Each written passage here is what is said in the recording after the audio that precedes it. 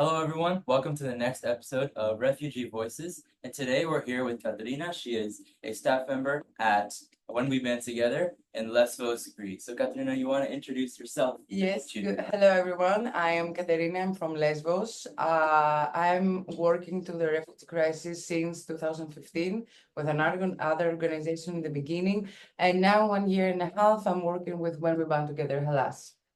Awesome. And Katerina, you want to talk about just your role in the organization and what you have done so far? Yes, look, here I started, let's say, I was responsible for the playground, the children at the beginning, as it fits with my degrees. I'm a professional teacher. So in the beginning I was outside, but then I was like more at the role of the data collection. I'm the head of secretary now and doing data collection. I'm answering the emails. I'm responsible to register and welcome the ladies to our center. I'm listening their needs. We have plenty of meetings, like usually once per month. So I have a discussion with them. It's really friendly. And I'm asking them, what are your needs? You are living in a camp. Are you missing something? Do you need something that no one is giving this to you? So I'm close to the community to ask their needs, to know their needs. And then we have other kind of activities together. In the end of the month, as you know, we have the reports. I'm responsible also for the newspaper. In general, here we are really flexible. Wherever there is need, we will go and, refill the gap. And so you mentioned the refugee camp. We were actually at the Karattepe camp 2 days ago. And I was just wondering, we saw the conditions that they were living in, and it was frankly pretty inhumane.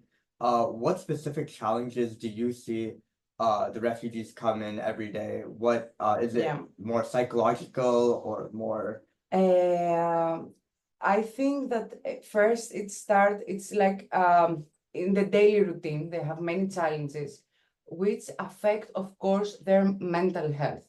Right. For example, the woman that, because this is a woman center and a friendly child space, the woman, they feel that they don't have space in the camp. Yeah. If they're about to stay in the camp, they have to be in the container, in the RHU, Right. They don't feel safe to be outside hanging around. Yeah. Maybe they can do that only with their husbands or their fathers, for example. They will feel safer. So I believe that they want to go outside, first of all. Second, because they don't have a space like that in the center, in the camp, like a center, they don't have, they cannot cover other needs in the camp. Of course, I understand that it's important to cover first the basic needs. Okay, you need food, you need clean water, you need facilities, hygiene facilities. These are the priorities. You need education. But when a woman is all the day, like in the house, cleaning, cooking, be occupied all the time with the children, she needs time for herself. This will hurt their mental health also. Right. This is what we believe. So if she cannot be somewhere that she will feel safe, she can relax, she can enjoy, she can even like put makeup, dance. Feel free to paint, to listen to music, whatever music she can, how she can return to her family and be calm, relaxed to continue also the next day. Awesome. So yes, of course, first we're trying to cover the basic needs, the daily needs, but we believe that these also are things that we can support them to be better, like in their wellness, they will feel beauty, and their mental health also will be better. And with these basic needs, I know you work on the newspaper. The newspaper is a hub where you can share all the needs that are there and what the organization is looking for and what they're doing. So we try not to do that through our newspaper. Okay. Of course, Tell we me about the have, newspaper. yes, we have stories, like many of these articles the women create the articles. Oh, wow. We help them and we write it together. Mhm. Like, for example, we take interviews from the ladies. So it's something that we do together. Or if they participate in a workshop and they want to speak about that, we would like to know their opinion, how they felt about this workshop, or a creative activity, or something that we did together, how they feel about that. So the needs, first of all, they depend according to the season. Right. Like now that it's summer, it's really hot. So you need cold water. They don't have fridges. Yeah. The electricity is not enough in the cab to cover these needs. Mhm. They need air condition. They need even a fan. They need summer clothes. They need flip-flops, Right. as you understand. Yeah. They need sunscreen, which for us, they seem, okay, really? They need these things? Yeah. Yes, Yeah. they don't have. Yeah. They don't have anything. Yeah. They need hats. Yeah. You understand? Right. So accordingly, on winter, they need blankets, they need winter clothes, Yeah. they need proper shoes. Right. They cannot wear flip-flops on winter. They need Yeah. proper shoes to be warm. I don't know about the clinics. Probably they will need also the medicines. I mean, they need, according to the season, to be. We have to be sure that we cover all the basic needs, and then to check the other things. The most of them, they don't like the food. Mhm. To be honest, I understand it. I mean, yes, because even the companies that they cook the food, if you cook so much food, you lose the quality. Right. Of course. Because it is, I mean, food for more than 1,000 people. It Right. cannot be so tasty. Yeah. So they would like to have the ingredients and cook by themselves. They love that. Yeah. Right. I cannot forget the how satisfied they are when you give them things and they can cook by themselves. Because we many times here in the center, we have these cooking workshops that we cook all together. They were feeling like they were telling stories about their country. They will feel, more free to tell stories about their country, to tell how they cook. They were showing us videos with the recipes, things. I think this was the best for them, that we cook all together, food from their countries. Right. It was really nice. Yeah. And luckily, that's something that we've been able to do with Open Arms by giving them the tools that they Exactly. have to cook. You were mentioning them talking about their countries. Could you explain a little bit about like where the majority of refugees come from, Mhm. what countries, and what common themes or cultures that they come from? The most of them that they exist now that they are now in the camp, they're from Afghanistan, but we have also some from Eritrea and Ethiopia. Lately, in 2 months before, we have also some people from Syria, which we didn't expect, to tell you the truth. But they said that they were living many years to Turkey and then they come here after the war in Syria. They stay first in Turkey and after they come here for many years. The nice thing that I see, which is common to all the cultures, and I love it, we're doing it here also, is the music. Yeah. Like when there is time for music and we put songs from all the countries, from all the cultures, Right. you see that all of us, we are connected. Yeah. We try to learn each other how we will dance, like how you're dancing in Afghanistan, how we dance in Eritrea. So we teach each other how we dance here in Greece. We teach each other and we dance all together. Wow. This is, for me, it's the most amazing thing. This is the best experience that I have here, that all together we dance the same songs, even if we don't understand the lyrics. It's okay. Yeah. Afghans will dance Yeah. songs from Eritrea and the opposite, from Greece, English songs. It's amazing. Yeah. That is We amazing. spoke It's to amazing. Senya and she said the exact same thing. So, Yes, I mean, this is the best thing here in the center. yeah. I'm curious on the operation side, you're very in the back end as well. So when the registration, like the process happens, do you mind explaining how the refugees can come to the center and actually be a part of all Mhm. this in the community? Yes, we are doing the first outreach outside of the camp. Okay. Like we have also leaflets that we are informing to different languages. The ladies, what are these facilities, what we have, what we offer, so they will be interested and visit us at least once to see what we're offering. So we have a transportation mechanism, like we have a van or two vans according to how many people they want to come. So the driver with a volunteer, they will come with the ladies. We will welcome to our center, and then the registration starts only for things that we need. We're doing the registration for data collection. Yeah. We never publish something that it's very private. Never. Right. I have to understand. I have only access to this data. No one else has this access. Me and of course the managers of the Center. center. We never publish. We have a mechanism also that we ask the permission from the ladies in case if we take a photo, like they're informed that here for reasons that the organization, knows. We want to show what we're doing, our actions and things. That sometimes we will take some photos. So they sign a paper. Everything is legal, as you understand. And I'm using some data from their ID, like it's their name and surname, the day of birth and the day that they arrive here, and a unique number from their ID. Which I ensure the ladies that they will never be published, they will never be used for another reason, only for me, for example, to know that, okay, Ms. Zahra visited our center this time, so she can take this for distribution reasons and to see how many ladies they visit us, distribution and reporting. Right. Makes Right. sense. Well, that sounds great. One thing that I was wondering, and I'm sure our viewers at home are wondering, is once the refugees are in the camp and they spend several months there, what is the process for them to sort of get out of the camp and start their own lives?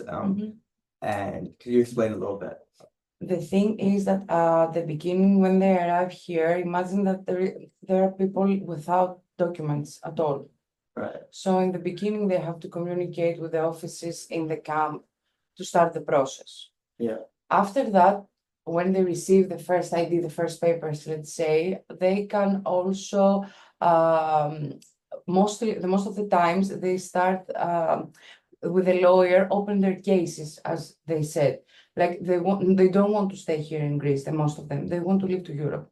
Right. So they need passport. For this, they need to give interviews why they came here, where they would go, and why, blah, blah, blah. So this process will take time. And I don't think that the people at this period, they will say, okay, I'm here, what I can do. No, they care about when I will take my passport, when I will leave. Right. But if they see that the process lasts longer, then probably they will say, okay, I will stay more here. Maybe I can do something. We are trying also to offer to them things that they will support them if they want to do the next step, like to find a job here. Yeah. For example, with the education programs, we are offering, like we have computer lessons and English lessons. They will help them, because they're needed whenever you go. Computer skills, IT skills, IT skills and things. Yeah. After that, we have a program that we are making with them their CV. This is in the program like a job offer, a job fairs. Like wherever you go, they will ask you for a CV. Yeah. About your skills. So we are helping them. We make them their CV so they can give this CV everywhere and find easier a job. Yeah. We try to have also other programs that workshops to develop also their skills. Like if someone comes here and say, okay, I know some knitting, for example, or I know to make jewelers. Okay, let's do it together. Let's make it better. Yeah. So maybe when you leave from here, you go to another country, you open a shop and you make your own jewelers and you sell them. Yeah. Yeah. This, like we try to promote, like do it. Yeah, of course. Be strong. Right. You need to be strong and a little bit lucky, but go for it. Definitely. Yeah. So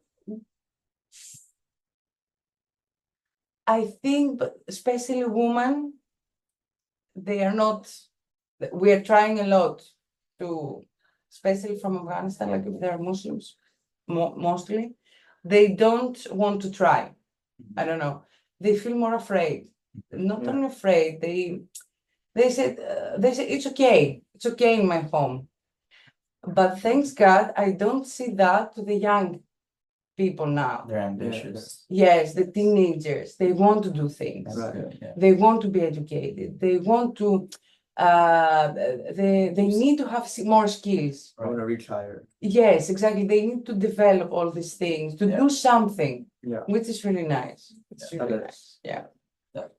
And lastly, I just want to ask about your challenges in your position and your experiences that you've faced. Just what comes to mind when you think of your difficulties?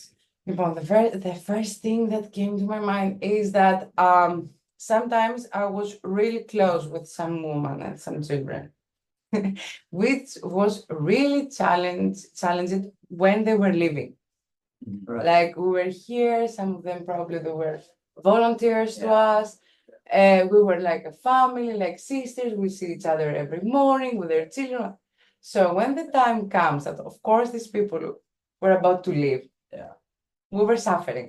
Yeah. We were suffering. Like I have many cases. I was thinking I'm about to cry anyway. So I'm trying. I'm trying. I am close to all these people, not to be so connected, because I know that this is, this is a step. Right. They will leave, Yeah. and which is very good. They want to create a new life somewhere else better. Yeah. So I'm trying not to be so close.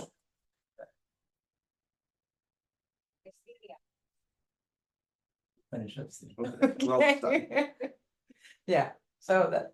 I mean, yeah, but you should know that you guys are the ones that put them in the position to be Yeah. able to succeed wherever they go, and they'll always remember you guys. and Yeah. When if they are able to, they'll for Yeah. sure, call you guys back or Yeah, contact which is you. this is very nice also that we still communicate with each other. So Still if have that something, connection. yes, Yeah. if something new happened to their life, Oh, you reach out.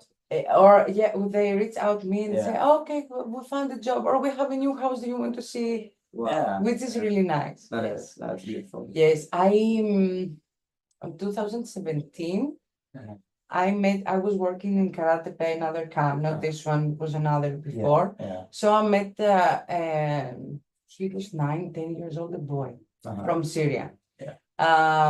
We were really connected. So the day that they were leaving from the camp, we were at the same ship. He was going to Athens, I was going to another island. So we met also at the boat. Yeah. So as a present, I gave him I knew that he loved chocolates, so I bought him chocolates and I gave it to him. We wrote our names, Right. like good luck and things. We were friends on Facebook, and after more or less 8 years, he communicated with me. Wow. Like he was about, like he's now 18, 17 Yeah. years old. He communicated with me, saying that I'm back to Athens. I want to meet you and Wow. give you back the chocolates that you gave me. Wow. And I was crying like crazy. Oh my God, they say, So like, nice of him. do you still remember me? Like, of Yeah. course, you're kind, we were friends, and of course I will still Yeah. remember you. Wow. And I want to meet you. They're living now in Germany. Yeah. And unfortunately, we couldn't meet at this time because I was here, he was in Athens anyway. But he invited me to their house in Germany. Mhm. This is really nice. Yeah. This was the best. That Like is. people that we were together from 2017, Uh-huh. they still remember us, and The lovely connections you build here, that's true. no matter, even if they leave, they're still together. But it's really challenging when they're Yeah. Well, thank you so much for coming on to our podcast. I think that was a really Thank new you and too. insightful and unique perspective and insight that you brought. So thank you, and thank you for tuning in. Thank you, all of you, for your support. The dry food kit will be amazing. You will see the woman will love it. Right. Thank you for the workshops. Thank you that you communicate, your mother, your father, they communicate, especially with the ladies. I think it's really experience also for us to have you here. Thank you for everything, and we wait to see you again. Of course, yeah. Awesome, thank you. Thank you.